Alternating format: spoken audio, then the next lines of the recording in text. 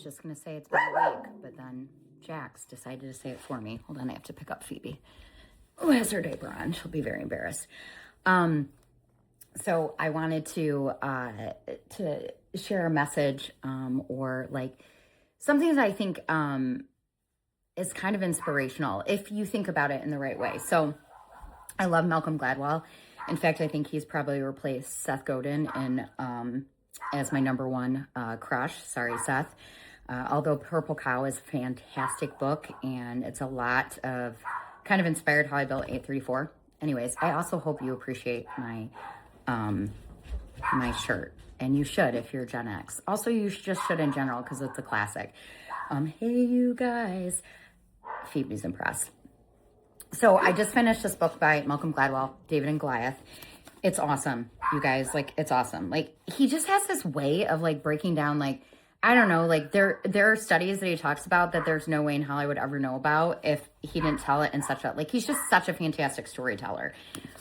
His whole point in this book is your disadvantages are your advantages.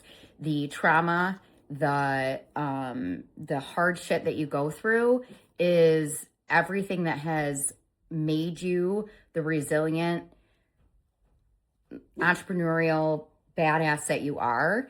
And it's just really, really interesting because I think we tend to look at like, whether it's like a death or a childhood trauma or like, you know, getting a diagnosis like, you know, dyslexia or ADHD or something like that. And society says that's such a negative and it's like, you know, a terrible thing. And so that's how we all view it. And he uses David and Goliath as an example. And it's interesting because the story that we're all told about David is not really the story. So he kind of starts out with that. He doesn't kind of, he does start out with that. And he talks about how this story and the way we're told it, it's David flipped the script, quite frankly. And just, I have a blog. I'm going to link it in this when I post this and just read it. But everything that we were told when we were in like Sunday school is so not the truth. And I think it's just very, very interesting. But I want you to remember that your disadvantages are actually your advantages. The things that people have told you are negatives or the hard stuff about you or, you know, come here, Millie. Sorry, we've got another one coming up.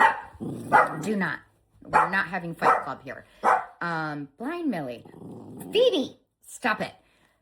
My point is, just remember this. Your disadvantages are your advantages, and they are what has made you unique and really good at what you do.